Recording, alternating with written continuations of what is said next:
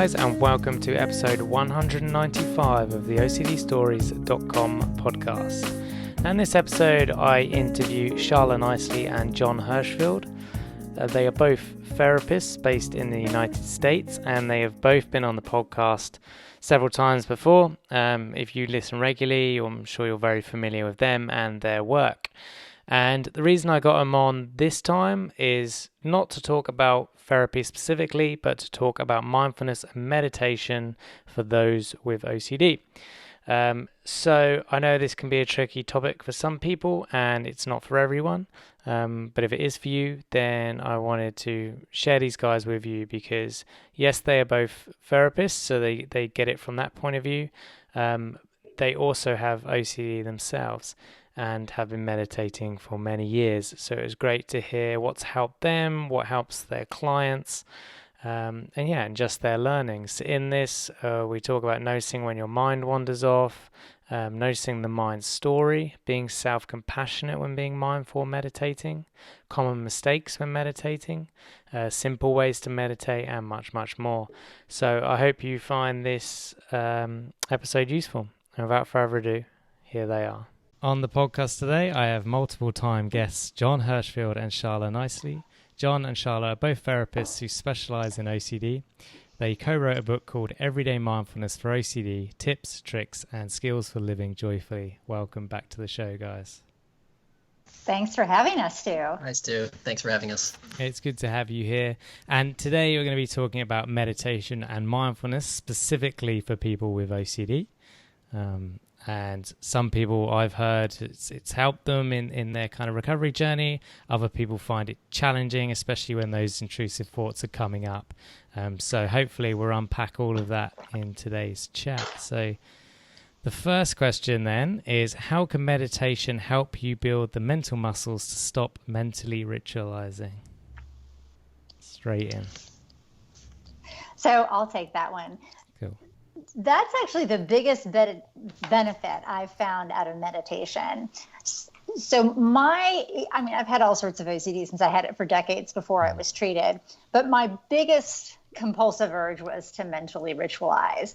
And I found it even after I started doing ERP that was really hard to stop doing that because I was used to addressing OCD in my head whenever it brought something up. I would act like it mattered and have a conversation with it and talk to it.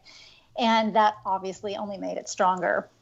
And as I've become more and more of a meditator, what I've found is that it's as if I'm developing a muscle in my brain to be able to hear OCD's reactions to a intrusive thought and just say, no, I'm not going to have that conversation with you, OCD. I'm not trying to stop the intrusive thought.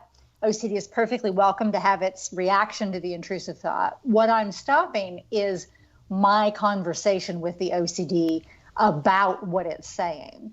And that's something that has really been challenging for me over the years. And what I found with meditation, this muscle that I'm building is really a muscle about directing my attention to where I want it to go.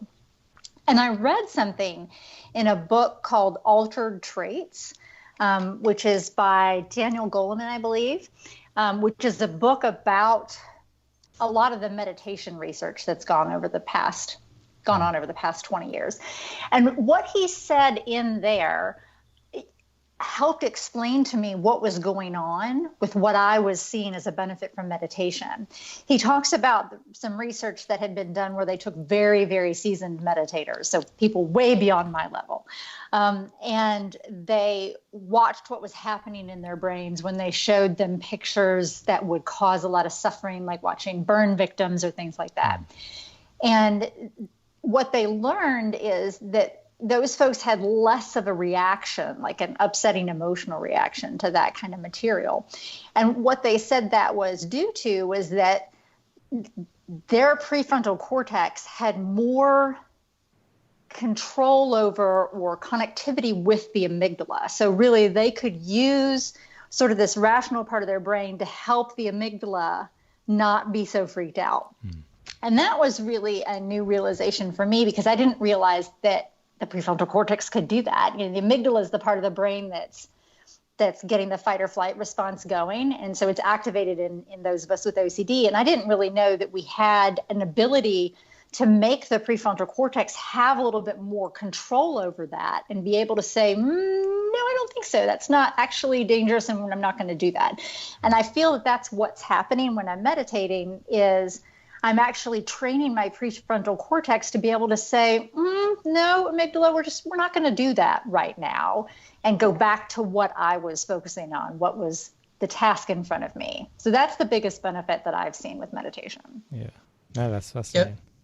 Yeah, I mean, picking up on that, I mean, one of the things I've noticed in doing a lot more insight-oriented meditation is that what you said on the sort of biological front makes a lot of sense if you're recognizing what's really happening when you meditate. So you're paying attention in a really specific way.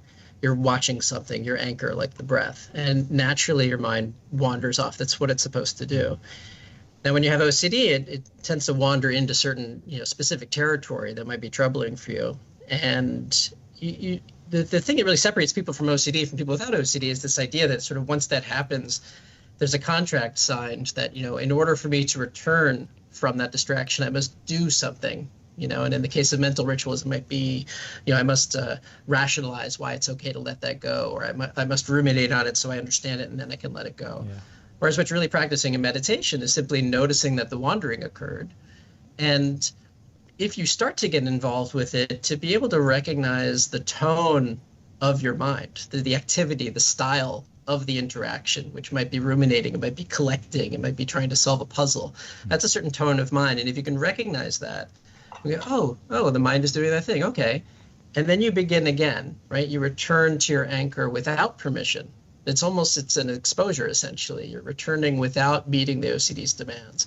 And if you do that over and over and over again, that becomes the mind's sort of natural way of being, is to be like, oh, hey, look at that, I wandered off. That's why those people that Shala was referring to, if they're exposed to an image, let's say, of something that's fundamentally disturbing to the average person, what they're recognizing is sight or image or vision, or they're seeing a thing in consciousness, like, oh, that's a thing. And then they're able to kind of gracefully return without having to do something about that thing first. So if you practice this in the form of meditation, in much the same way that you might practice intensive ERP in a program, it's not like you lived your whole life that way. It's that you go home, and then when you're faced with these triggers, you're kind of naturally predisposed to say, all right, I'll do exposure to that. Okay, I'm going to walk away from this. I see that's OCD. I'm going to walk away from this. It becomes a predisposition that you can train for. Yeah. Yeah, I completely agree. In fact, on the train this morning, my brain was running away with it. I was stuck in this storytelling, and I could feel myself getting anxious. I could feel myself getting annoyed by what I was thinking about, and started to get unhappy and feel like my day was going to be ruined. And then I suddenly had this moment of insight of, hang on a minute, this is all just a story. None of this has happened or is necessarily likely to happen. And in fact, it's ruining my day. And I realized, and that was that moment of clarity, as you're saying, like capturing it and realizing it's all an illusion. And when I was able to do that, I was able to come back to where I was and be like, actually, it kind of moved the dark clouds for me in that moment. And that is a skill I've developed over time, but like I've been bad recently. So that was a refreshing moment to have that happen today. I think the tendency when you have OCD is to get caught up in, okay, fine, it's a story, but is it a true story or a false story, right? That's what you want to know. Is this fiction or nonfiction? And I think it's important to recognize, picture yourself at a library and you see the fiction section and the nonfiction section. It's not like the nonfiction section is full of things that are real and the fiction section is full of things that are not real. They're both just sections full of books, right? So the truth or falseness isn't really what you need to be focusing on. You recognize, oh, this is a story. Independently from whether the story in your head is true or false, you can recognize that it's not the same thing as an experience. Experience is the feeling of your body on the train and the sounds in the train and everything that's actually happening, your five senses and your thoughts. A story is a story, whether it's true or not. You don't have to actually engage the story. Yeah, very good point. Okay, so that leads me on to the next question, which is, what is the difference between direct experience and storytelling? Right, that. Yeah, that. Basically, yeah. Direct experience, right? There's only 6 things ever happening at any given time. Your 5 senses and your thoughts. So that's one of the more sort of interesting ways of thinking about meditation, is that you're really just practicing direct contact with your experience, right? So you're saying, hey, there's anything that's happening. You could be watching the breath, you could be feeling the sensation of sitting, you could be doing meditation on sound, which is a lot of fun, and you could just be watching what's happening in real time, including the coming and going of thoughts. Or you could be lost in stories, which again, those are those books, and they could be books about things that are real, or they could be books about things that are not real, but they're not the same thing as direct experience. And one of the greatest benefits I've found from meditation, particularly when I've done longer sessions, is that it just becomes more and more clear when I've wandered off, that I've wandered off into a story. I haven't just become distracted. I haven't just gone back to my way of being. It's more like there's just a different experience of, oh, I'm in a story versus I'm in a chair. Yeah. Well, that's good to hear. Okay, so how does self-compassion and mindfulness go together, if it does? Actually, John, I'm going to turn this one back over to you, because you said something really good about this the other day. So I'm going to, put you on the spot and make you remember it. Can you remind me what I said? I'm sure it was super smart. It was something super smart about when you're on the cushion, if you're beating yourself up while you're on the cushion, that's not all that useful. Oh, yeah. So one of the things that you're doing in meditation, we've been talking about training. Well, what are you actually training yourself to do? You're trying to train the mind to come home, right? To return to the present moment, to return from its distractions and its ruminations and its obsessions. So if you want to train something to come to you, you have to give it a good reason to come to you. It has to kind of want to come to you. So the metaphor that one of a teacher at a retreat was using was that someone had told her if she wanted her puppy to come to her, she should call the puppy, and if the puppy doesn't come, she should take a rolled up newspaper and hit the puppy on the backside. And she said, I think that's a bad idea. That's bad dog training, right? Actually, if you want the puppy to come to you, you should give it a treat when it comes, right? So it's the same sort of thing. When you call the mind back, you should reward it. You say oh, you wandered off. Good catch. Yeah. And now we're back to the breath, as opposed to, you wandered off. You're so stupid. You're always thinking you can't meditate. You're so bad at this. It's, of course, that's a natural instinct. We're judgmental of ourselves. We're perfectionistic, especially when you have OCD. It's you want your brain to do what you want it to do. But again, if you remember what the goal is, which is to actually condition the mind to notice when it's wandered and to gracefully, almost enjoyably return from that distraction, well, you have to make that a nice experience for the brain, right? So you want to welcome it. And that's, I think, where self-compassion becomes very important, at least within the meditation realm. Yeah, I agree. Is there anything else you wanted to add to that, Shala? No, John answered it exactly as I was hoping he would. Yeah. No, I think that's a good way, because I think a lot of people, I'm definitely been guilty of this, but from what I've heard of other people, is there's that narrative of I'm bad at meditating or bad at being mindful, and then somewhat self-punishing when you realize you've been ruminating while you've been meditating or whatever. But yeah, it's much nicer to welcome it home or reward it or whatever it is. Yeah, there's a video game called Red Dead Redemption 2 that I enjoyed playing a lot, where it's kind of you run around on a horse and you do these missions. And one of the things you can do is you build a kind of relationship with this horse, so you can get it to do tricks and run faster and things like that. So there's a button you could push where you just pat the horse on the back and say nice things to it. So in one of these longer meditations where I was working with the teacher, they were talking about self-compassion and trying to cultivate a voice in your head that can just sort of unconditionally comment on what you're doing and kind of keep you in that self-compassionate zone. So I'm trying to think of I'm trying to create a space where this comment will come up. So suddenly it pops into my head, this game where you pet the horse and you go, "You all right, boy." So for the rest of the retreat, I'm like basically riding myself around, the retreat grounds, like I'm a horse, telling myself like, you just fine, boy. But it was effective. It kept me in the zone. Yeah, I like that. Okay, cool. So, I think this is an important question, which is, what are some of the meditation mistakes? And I'll put mistakes in speech marks. I guess, so what are the key kind of issues that people fall into, or the mistakes they make?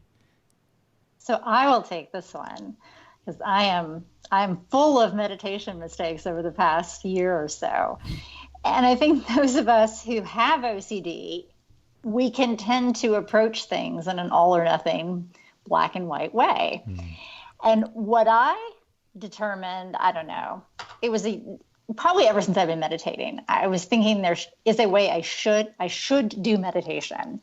And what I said to myself is I should meditate every day.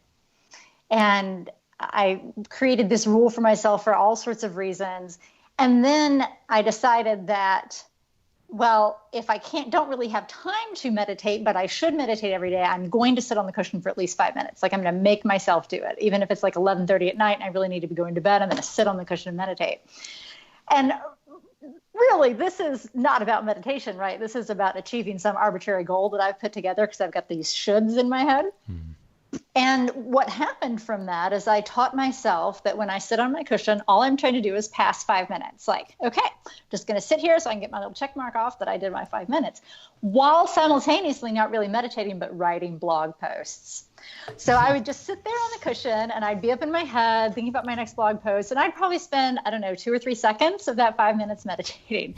And what I did was I taught myself over a period of months that what I did when I sat on the cushion was I wrote blog posts. And I really credit this issue to the fact that I have OCD and I can approach things in a pretty black and white, like you have to do it this way. And I think that is something that all of us with OCD can be prone to, that I've got to do it the right way. And there's only one way to do it. And I've got to do it every day.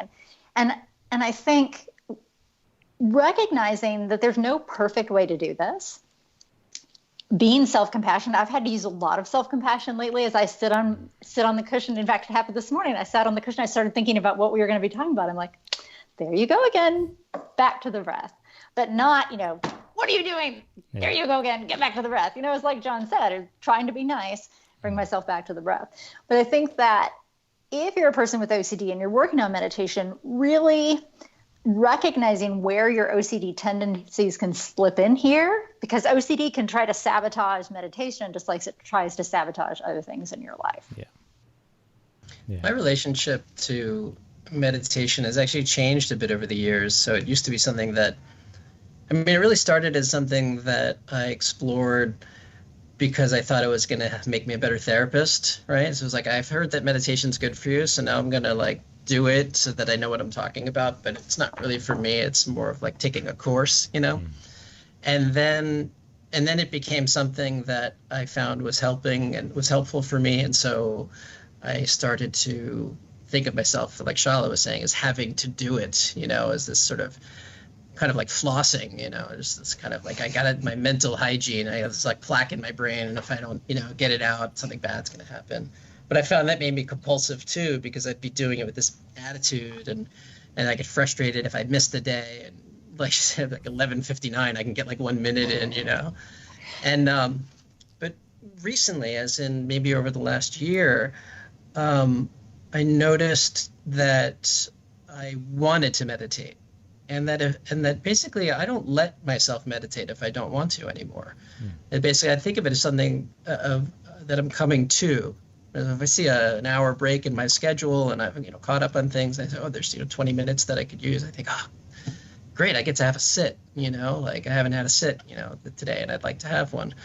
And I'm kind of using that as the way of measuring it. I'm not suggesting that people who are new to meditation should be thinking of it in this way. I think in the beginning you have to train yourself to look at it as something like an exercise and something that you practice, and maybe you do it when you want to, maybe you do it when you don't want to. But it evolves over time, and it makes sense that it would evolve in that way, because when you're framing it as something that you have to do, you're already kind of conditioning the mind to like do the right thing instead of coming to this place of just watching what the mind does. And in fact, the number one mistake I think people make in meditating is that they think it's about the breath. They think it's about the anchor. You know, I'm going to meditate, and the longer I go watching my breath without thinking, you know, the more points I get. And it's actually the opposite of that. Meditation is about the wandering. It's about being a witness to the mind leaving the present moment such that you could actually start over without having to engage in battle with the mind. If the mind never leaves the present moment, you haven't really learned anything, have you? Good point. And I think to further illustrate what Jon's saying, back to the example I was using about I would sit there and write blog posts. I think the difference between what Jon's saying and like what I was doing is I'd sit on the cushion. By second 10, I'm off on the blog post. And about 4 minutes, 50 seconds into it, I realize I'm writing a blog post, right? That's not very mindful. Whereas if, you know, second 10, I realize I start thinking about blog posts, and maybe by, you know, second 15 or second 20, I'm like, okay, doing that again. Let me bring this back. So every time I recognize that I'm off in my thoughts, sort of bringing it back to whatever the anchor is. You could do that 2,000 times. That's 2,000 moments of mindfulness. That's great, which is different than being completely lost and not even recognizing you're lost because you've just written an entire blog post in your head. Yeah. Good points. One other question that came up for me that I don't want to put words in my audience's mouth, but I can imagine that some of them maybe get overwhelmed by what they need to do within the meditation, as in, you know, body scan, breath work, you know, counting the breath, whatever it is. For that particular person that maybe is overwhelmed by, I guess, the technicality of meditation, what is the simplest way to start off meditating? Well, I mean, in a very technical way, I think the simplest way to start off meditating is to get a meditation app and follow the guided meditations and let them just tell you what to do. I don't think that I would have figured it out on my own from reading all these mindfulness books, you know. Yeah, you know, most of them will tell you to do the same thing. I'll tell you, I can put it this way, because, you know, there's lots of different ways to approach it. In the simplest form, the first thing you do is you need to get into some position that's comfortable but alert. Meaning, you know, it's comfortable, but it's not so comfortable that you're going to easily fall asleep. You know, the point is you should be awake for this. The goal here is to be a witness, right? So whatever that is for you. So some people, they sit at a chair. Some people, they sit cross-legged on the floor. I got something called a backjack, which completely changed my meditation game, which is like a kind of an L-shaped chair on the floor. So you can sit cross-legged. I put some pillows under my knees, but my back is supported. Because if I try to do it any other way, my knees and my back start to hurt. And then it starts out as a mindfulness game of like, oh, that's pain. And then it just becomes an endurance contest of I can take more pain than the next guy. And then it falls apart. So figuring out a way to be comfortable on the floor, for me personally, I found that was, I was getting more out of my meditations than when I was just using a chair. But it's different for everybody, and there's no steadfast rule there. The first thing you want to do once you're in position is just check in. There's lots of different ways you could do that. Like you mentioned, a body scan, or you can kind of go around to different points of the body where there's contact. What you're doing is you're establishing, this is me here in this space, right? We're saying, I'm going to draw a distinction between my experience, which is everything I can sense, and my stories. So I'm just going to start by acknowledging everything I can sense. This is what it feels like to sit. This is what the sounds in the room are. And just as a side note, there's a little game that I like to play in my head when I'm checking in with sound, which is I try to imagine the sound as coming from I don't know why I do this. I don't know why I'm sharing this either. I try to imagine the sound as coming from one of those sound effects keyboards, and like the keyboard is loaded up with all these sounds. There's an air conditioner sound, there's a coughing sound, there's a traffic in the background sound. And every time I hear one of those sounds, I just imagine somebody is pressing one of those keys, and they're like a Foley artist for my experience of meditating. This is, I play all sorts of games when I meditate, but this is one of those games that actually kind of helps me arrive. Like, okay, I'm here in this space. This is me in this space. Then you kind of settle on some kind of an anchor, and the most common one is the breath, but it's not the only one. But if you were to use the breath, it would be to just start paying attention to what does it feel like to breathe in and what does it feel like to breathe out. To know, to see that you're breathing, to be aware that you're breathing, and know this is what breathing feels like. And the rest of the meditation is just that. It's just whenever you're watching the anchor, you're watching the anchor. And whenever you're not watching the anchor, go watch the anchor. And that's it. Those are the rules. Okay. Nice. Yeah, I like that. And we're going to get onto apps in a bit, so we'll go into more detail there. What's the next question? So the next question is kind of, what's the difference between being meditative versus sitting and meditating? I'm going to throw this one back to you, Jon, as well, because you also said something good about this the other day. We should just record one of our phone conversations. We really should. Yeah, just send me the audio. So being meditative, I mean, what I just described to be meditation, which is you're watching your anchor, you're noticing when you're not watching your anchor, and you're beginning again. You're watching yourself breathe, or maybe you're meditating on sound or the sensation of sitting. And whenever you're not paying attention to those things, you're coming back to those things. So to be meditative is to do that elsewhere in your life. So, we have a tendency to multitask and slip into this delusion that that's somehow getting many things done well, when in fact we're actually just oscillating from thing to thing to thing really fast. We think we're getting a bunch of things done, but we're actually getting everything done not so well with less attention.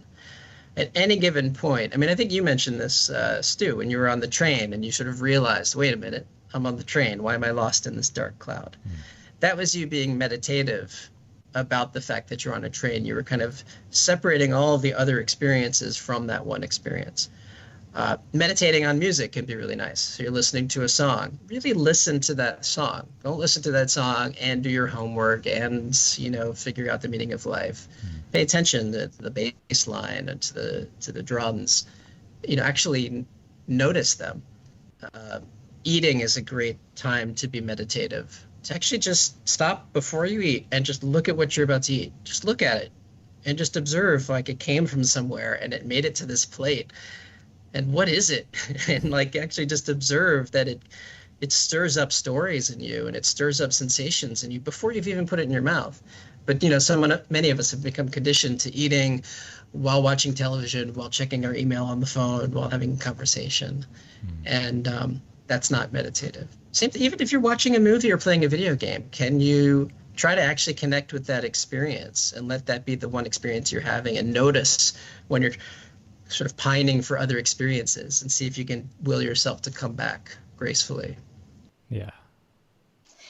I think our culture has become one of distractions, where everybody is expected to do 10 things at once. Even if it doesn't feel like you're doing 10 things at once, you have your phone beside you, and anytime it pings, you're picking it up. And I think that's a lot like what is happening in our head. Like we get this thought, let's go attend to that thought.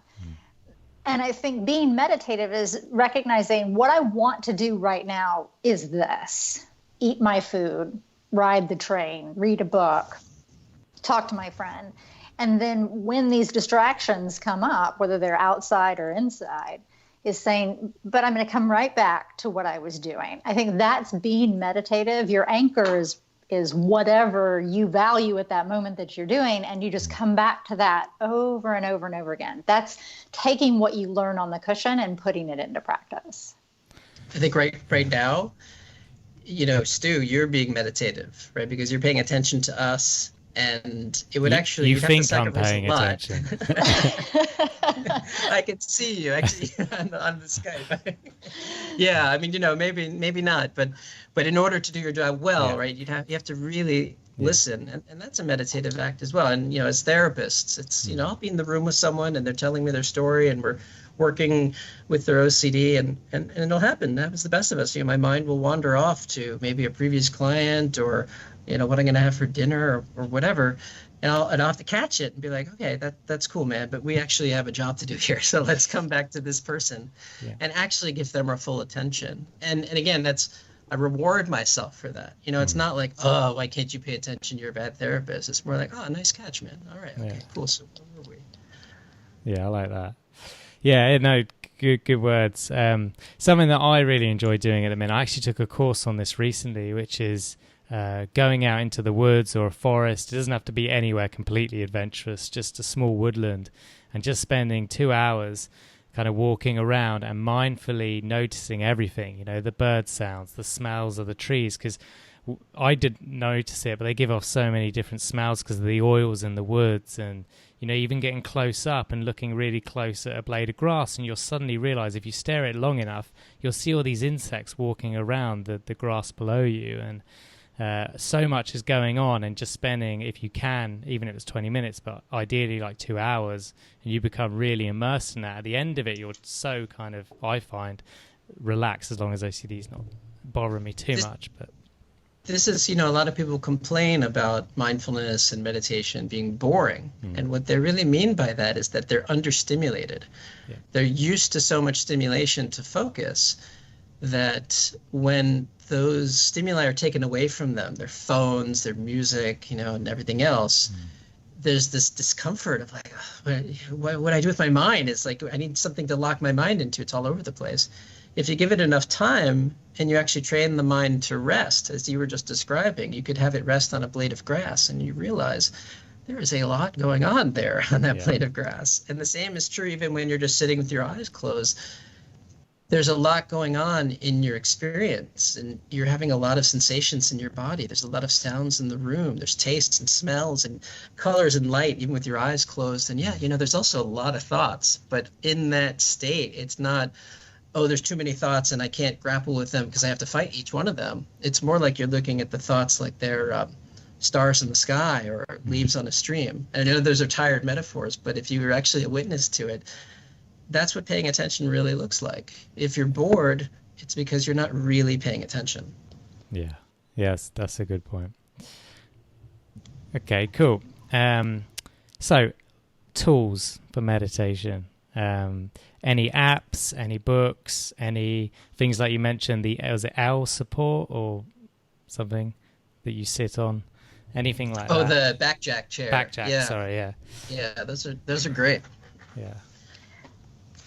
Well, I think my very favorite recommendation for people who are interested in meditation is Dan Harris's memoir, 10% Happier. And the Audible version is fantastic because he reads it, and he's a news anchorman, so he's really good at doing this kind of thing. And he tells the story of going from being, in his case, having a panic attack on national TV because he had been self-medicating with drugs for some PTSD type symptoms, all the way to finding meditation and understanding that the benefit in his life is he's quipped, you know, I think this makes me about 10% happier. And it really changed the course of his life. And it's such a well-told story. And he goes into the theory and the philosophy behind why meditation works, but in a storytelling way. So it's really captivating. And every time I listen to it, I've listened to it 3 or 4 times, I learn something new. So I think if somebody would like a really entertaining way to learn about meditation, I think that's a great way to start, is just picking up an Audible copy of his book. Yeah. And then he's also developed an app also called 10% Happier, where he's brought a lot of really experienced meditation teachers together who give these little 3-minute lessons with the meditation after it on all sorts of different topics. So you can take what you've learned from his book and then put it into practice in your own life. Nice. I'm also a fan of the new app from Sam Harris called Waking Up. And also his book on meditation is interesting too. Him being a neuroscientist, his approach to it it might appeal to someone who's, you know, more immediately thrown by anything that feels new agey. Or, I mean, 10% Happier actually does an excellent job of being pretty direct and to the point and sort of honest about you know, the listener skepticism. And it's great because you can work with lots of different teachers on that app. But Waking Up also has a nice quality to it, and it kind of explores it from, you know, more the perspective of kind of watching the watcher, you know, who is having these thoughts. And, you know, so if you like that sort of, if you like to get into that brain space, that's kind of fun. And then I'm also a fan of Headspace, which was, that was the first app that I was exposed to. Yeah. I've probably told this story on this show before, but I So I think it was 2013. I got a lifetime subscription for $200, and then after it ran my card, I realized it was 200 euros, so it's like $400. And I was like, all right, I better use this. And I had texted Shala the other day. I just clocked 20,000 minutes on Headspace since then. So it was kind of neat to see those numbers turn over. And I mostly just use it as a timer now. I just do the unguided meditations. But they have lots of different packs for different. I mean, really, the meditations are all very similar, but he has some sort of interesting things to say or ponder to sort of get you in the mood for each meditation. Insight Timer and Calm, I haven't used either of them, but they're also well regarded for guided meditations. Nice. Insight Timer is the one that I was first exposed to, and that's the one I use most frequently just for doing timed meditation with no guide in the back. And it's good because you can connect with people in your community or around the world who are also meditating. So it's a nice way to feel like you're meditating with a bunch of other people at the same time as well. And they've got lots of different people doing various guided meditations as well. Nice. Yeah, and I use Calm currently. So between us, we use all of them. But yeah, Headspace is what I kind of first used, and Headspace is great to kind of, as you said, teach you the basics. And also you don't have to subscribe. The first 10 kind of guided meditations are free. So it's a great kind of introduction. Cool. So how do you guys bring in meditation into your therapy sessions, and how do you, if you do, integrate it into any ERP work? So for me, I usually introduce it a few sessions in, after I've gone over OCD basics and a little cognitive therapy, and we started doing a little bit of ERP, and I kind of introduce it as this new thing, so here's this problem, right? You're paying attention to me now, but your mind's going to wander off, and you'd like to come back. But, when you have OCD, the coming back is very conditional. You have to do your compulsions first. So if you could train the mind to come back unconditionally, that would be better. And so there's this thing called meditation, which is doing that, And then I usually send them home to audit, one of the apps that we discussed. And from that point forward, I try, for those who are willing, I try to sort of keep it on the radar of things we're doing alongside all the other work. Yeah. Because at the end of the day, not only is it going to be helpful in general, but I think it's specifically helpful for ERP, because a lot of times we white knuckle our way through ERP. What I mean by that is we're trying to do something scary and we can't wait for it to end. So we clench our fists and we clench our jaws and we go, just got to get through this exposure and then I'll win. And the message that's signaling to the brain is that this is something you shouldn't do, right? This is something that you should try to sneak by. It's not an active liberation. And ERP is at its most effective when you actually put yourself in situations where you've noticed the urge to do compulsions, and you actually watch everything that happens in the body in that moment. You watch your heart rate go up, you watch your mouth get dry, you watch your palms get sweaty, and you watch this urge to compulse rise, and you stay with it, and you're observing it, and then you also become a witness to it going away. And your brain goes, oh, look at that. That's something that we can do. I just assumed, when we're uncertain that we have to get away from here, we're going to die. Now, as it turns out, we can be uncertain and not die. That's very interesting. So exposure therapy is an act of mindfulness. It's really the primary difference is, when you're meditating is kind of the obsessions come to you. And when you're doing ERP, you bring on the obsessions. You invite the obsession. All right, let's do this, OCD. But without that mindfulness element, I think we often sell ourselves short. We try not to feel the exposures. We try to close our eyes and just, hope that we get through it, as opposed to saying, I'm going to actually have this experience. And instead of labeling it awful, I'm just going to observe it. I'm going to get better at having this experience. So when the experience comes up for me, I don't feel like I'm a slave to the OCD. I can want to wash my hands, or I can want to ruminate. And I go, oh, yeah, okay, so that's me wanting to do that. And then I can decide what I actually want to do, right? It becomes a choice. Maybe I will ruminate, or maybe I'll choose to let it go. But I'm not a slave to the feeling, because the feeling is something that I've conditioned myself to be able to experience. And mindfulness is such a huge part of that, in my opinion.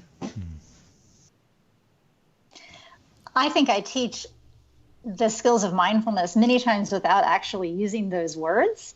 So people may not know that they're learning skills of mindfulness, but they are, as they're learning to, as Jon said, not white knuckle it, to willingly be with the fear and to be focused on the fear, to try to stay with it as much as possible. And then once clients feel like they can be successful with that without even calling it mindfulness, then I start talking about the various apps that they could use, and I'll recommend the 10% mindfulness, 10% happier book and all of that, and get them started down that road. I'm also really focused on helping people learn self-compassion early in the process, because people with OCD tend to be prone to beating themselves up. And so I want them to know from the beginning how to be nice to themselves, because OCD is mean, and we tend to take OCD's voice and make it our own. And while they're going through the exposure process, they can be mean to themselves about, well, I didn't do this exposure right, I didn't do my homework enough, this, that, or the other.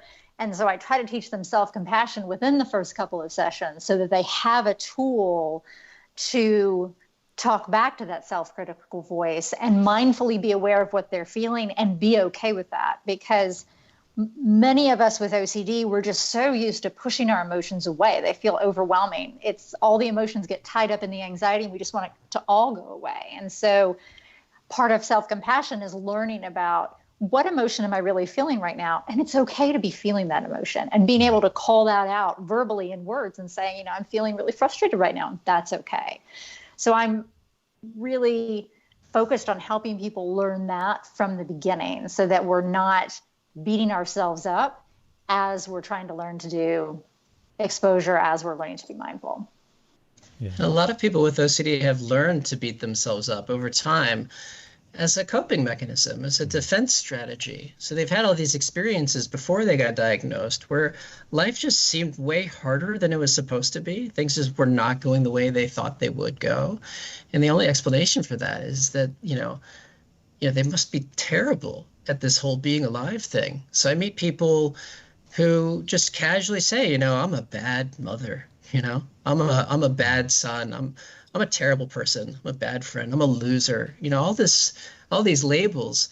And they didn't just come up with that idea. They've been walking the earth for years with that as the explanation for their suffering. And they don't even know that it's a story. So when you can actually teach someone to recognize this whole bad person thing that you're doing, that's actually a story. That's one of those books on the shelf. What are you actually experiencing right now? Well, I have a lot of doubt about my abilities. Oh, okay. Well, that is much different than being a loser, right? So we all have a lot of doubt about our abilities, right? So to see something, right? To see fear or see doubt or see concern about your ability to be successful at something. Okay, there's a lot of freedom there for how you're going to process that. But to be completely identified with that doubt and lack of confidence and self-hatred as if it's the same thing as the weight of your body in the chair, it hurts my heart to know that there are so many people who can't separate those things. Yeah, good points, guys.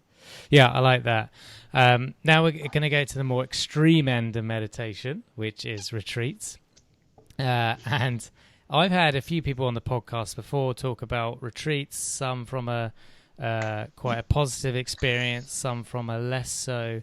And I give clarity there from the less so point of view, which was just with OCD, they found that when they were kind of sitting there for hours on end, they just couldn't deal with their OCD. It became too strong.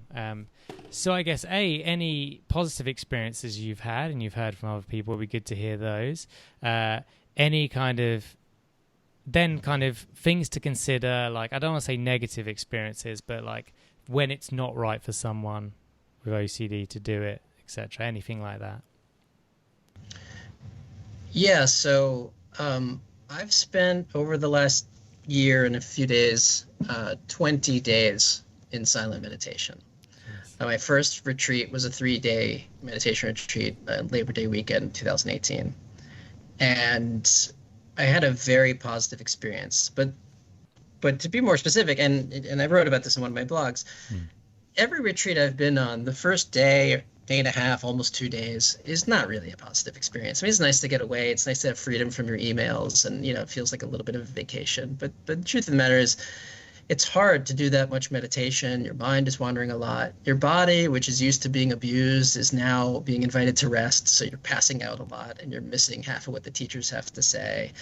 And you get kind of cranky and just sort of you start to feel really kind of overwhelmed because all of your stories that you're so used to distracting from by checking your phone and eating and watching TV and doing all the things we do to distract ourselves, well, you don't have those distractions anymore. So the stories just kind of sit there. And if you're going into it with your OCD, untreated or really in high gear, and you have an active trigger, or if you've recently experienced something traumatic, that would not be a good time to go on retreat. Because you might find that experience really overwhelming, not to be able to get yourself a chance to see what happens at the end of day 2 or day 3, which is that fog that you're trying to get to go away. You give up on getting it to go away. You're like, well, I guess it's just me and my thoughts, so I'll just kind of do this thing. And what do you know? Then it starts to burn off. And the sky kind of cracks open, or at least this was my experience on multiple retreats. And again, you start to really clearly see the difference between experience and stories. And it becomes a very enjoyable thing. I mean, to sort of love being alive and be impressed by the fact that I'm a body that can sit and can walk and can eat, and I'm around other bodies. And it's very difficult to describe if you're not there, but it's a very, let's just say it's a really nice high, and it lasts for a while. And if you're on a longer retreat, that goes away too, and it starts getting replaced by doubt of like, what is this? This is crazy.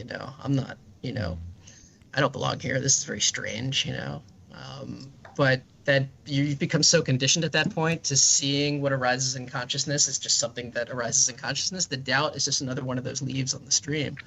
So you're like, all right, yeah, there's doubt. Okay, cool. Yeah, doubt. And then the doubt kind of burns off again, and you start to feel that nice buzz again, where things just seem really clear, and what it is that you want to prioritize in life seems really easily accessible.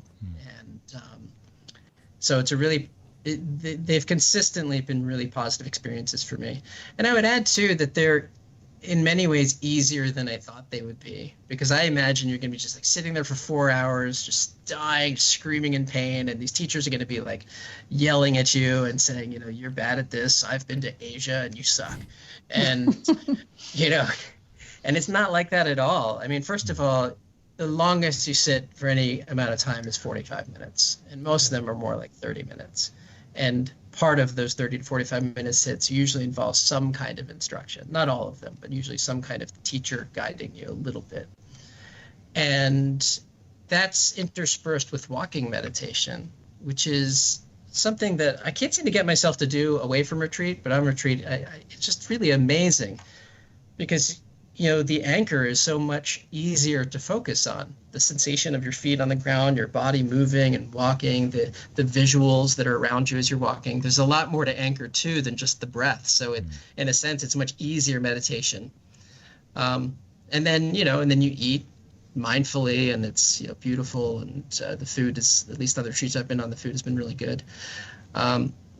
So you're going from task to task to task. Yes, it's much slower than you're used to, but you start to get accustomed to it. And, what I've found that's really important is when it's over and I'm come back to real life and I turn my phone on and I check my schedule and I start dealing with work and everything, I'm very protective of my mindful space. I don't allow myself to be easily taken advantage of or abused by people who want my attention, because I value my attention and where I'm going to give it. And I don't feel guilty about it the way I normally do, right? I feel selfish whenever I take care of myself, like as I assume most of our listeners do, but not after retreat. I feel like this is the best way I'm going to be a positive contributing member of society, is if I take this good care of myself. Yeah. And all the things that I do to be good exercise, get adequate rest, and, not be such a glutton. Those take effort, but for some significant period of time after retreat, they don't really take that much effort. They just seem like the right thing to do. And I suspect it's much the same for people who've had positive experiences at OCD intensive outpatients or partial hospitalization or residential programs, and they come out of it just swatting the OCD from side to side, just owning the OCD, and all this work that seemed so hard for them and so impossible for them. Now it just seems like part of their lifestyle. Like, oh yeah, OCD, yeah, you like that? Yeah, what about this? It becomes the attitude of people that I've seen come out of these programs where they're feeling really healthy, Yeah. But just like with mindfulness, you have to practice it, or it kind of goes away again because we're so deeply conditioned to be this way. Yeah. Cool. No, thank you so much for going into retreats. Okay, so I know you guys wrote to me about Mark Williams' book, so I'll leave that as an open question to you guys, however you want to take that cue. Sure. So Mark Williams' book, excuse me, is called An 8-Week Plan for Finding Peace in a Frantic World, and it's just titled Mindfulness. And it's Mark Williams and Danny Penman. And I read this several years ago, and it's also a great book for anybody who wants an introduction to mindfulness. But one of the things he talks about in there that I thought was really worth considering was what mindfulness really gives us. And so I'm just going to read a quote from his book, which is, "Are you driven by the daily routines that force you to live in your head rather than in your life? Now extrapolate this to apply to the life you have left to you. If you're 30 years old, then with a life expectancy around 80, you have 50 years left. But if you are only truly conscious and aware of every moment for perhaps 2 out of 16 hours a day, which is not unreasonable, your life expectancy is only another 6 years and 3 months." Now, for those of us with OCD, this could totally freak people out, right? In terms of existential OCD and all of that. And that's not the point. I think the point is that we don't think about the present moment as being the gift that it is, and that our life is what's right in front of us. Like right now, my life is looking at the two of you in Skype and having this conversation with you, and not anything else that might be, happening around me or in my head. And I think we miss so much of life from the distractions that come from the outer world or the inner world of our mind. And we don't realize what that's truly stealing from us. And I think the gift of mindfulness is allowing us to be meditative all throughout our days, as we talked earlier, so that really we're expanding our life expectancy, so to speak, because we're present. Like if we have 50 years left, then we're present for more and more of that 50 years.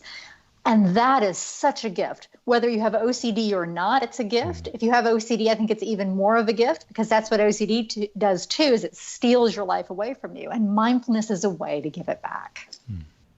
Yeah, I like that. And the quote goes on to say, I believe, about if you become more mindful throughout the day, you actually increase your life expectancy to 130 or whatever it is. Yeah. Because you're actually present for more of those actual biological 80 years. Yeah. Yeah, I think that it's really, as you're motivating yourself to think about doing mindfulness, this is one of the biggest gifts of doing meditation and trying to be more mindful, is really that life expectancy factor. Yeah, I love it. Okay, cool. So is there anything else on this topic that you wish you had have shared? I would just throw out that there's lots of different reasons to take an interest in meditation. You could think of it as a therapeutic tool. You could think of it as a way to slow down time. One of the ways that I think about it, and maybe because I've gone through the process of thinking about it as, I'm going to learn how to do this for my clients, and I'm going to learn how to do this so that I chill out more. I'm going to learn how to do this for this and that reason, is I've finally come to this awareness that I'm really, really interested in consciousness. I'm just interested in the subject of human consciousness, of all the things that we could spend our time thinking about. I'd like to know more about it. And that's another interesting thing about meditation, is it really is the study of consciousness. So for you fellow nerds out there, that might be one way to get yourself interested in it. Nice. I think the Buddhist philosophy behind a lot of the mindfulness that's done in the US now, sometimes you'll hear them say, the Buddhist philosophers, well, happiness is really only found in the present moment.